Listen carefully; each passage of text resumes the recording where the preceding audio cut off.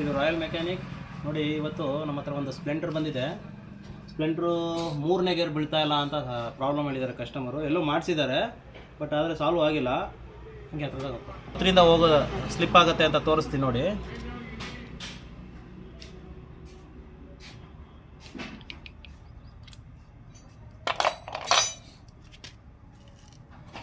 ನೋಡಿ ಗೇರ್ ಫೋರ್ಕ್ಗಳು ಎಲ್ಲ ಎರಡು ಹೊಂಟೋಗಿದೆ.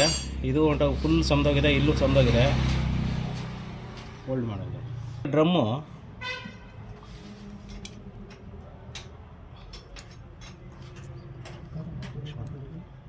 ನೋಡಿ ಎರಡು ಗೇರ್ ಫೋರ್ಕ್ಗಳು ಚೇಂಜ್ ಮಾಡ್ಕೋಬೇಕು.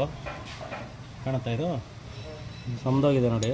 ಈ ಥರ ಬರುತ್ತೆ, ಈ ಥರ ಸ್ಟೆಪ್ ಇರುತ್ತೆ, ಬಟ್ ಇದು ಫುಲ್ ಸಮದೋಗಿದೆ. ಇದೊಂದು ಮತ್ತು ಇದು ಹೊಂಟೋಗಿದೆ ನೋಡಿ. ಎರಡು ಗೇರ್ ಫೋರ್ಕ್ ಚೇಂಜ್ ಮಾಡಿ. ಮತ್ತು ಗೇರ್ ಡ್ರಮ್ಮಲ್ಲಿ ಈ ಜಾಗ ಕಾಣುತ್ತೆ ನೋಡಿ, ಇಲ್ಲಿ ಸ್ವಲ್ಪ ಸ್ಲಿಪ್ ಆಯಿತು ಅಂದರೆ 3ನೇ ಗೇರು ನಿಮಗೆ ಬೀಳಲ್ಲ. 3ನೇ ಗೇರ್ ಬೀಳ್ತಿದ್ದೆ ಜಂಪ್ ಆಗೋಗುತ್ತೆ. ಓಕೆನಾ? ಇದನ್ನು ಗೇರಲ್ಲಿ ರೆಡಿ ಮಾಡ್ಬೋದು. ಯಾವ ರೀತಿ ರೆಡಿ ಮಾಡೋದು ಅಂದರೆ, ಹೇಗಿದೆ ಹಾಗೆ ರೆಡಿ ಮಾಡ್ತೀನಿ ಅಂದರೆ ನೋಡಿ, ಈ ಗೇರ್ಗಳಲ್ಲಿ ವಾಷರ್ ಬರ್ತಾವಲ್ಲ, ಈ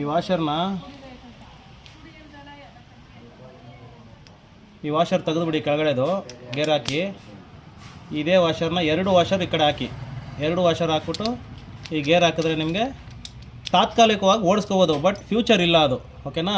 ನಮ್ಮ ಫೇಸ್ಬುಕ್. ಹಾಗೆ ಈ ವಿಡಿಯೋ ಇಷ್ಟ ಆಯಿತು ಅಂದರೆ ಲೈಕ್ ಮಾಡಿ, ಶೇರ್ ಮಾಡಿ, ಸಬ್ಸ್ಕ್ರೈಬ್ ಮಾಡಿ. ಇದೇ ರೀತಿ ವಿಡಿಯೋ ಮಾಡೋಕ್ಕೆ ಸಪೋರ್ಟ್ ಮಾಡಿ. Bye friends.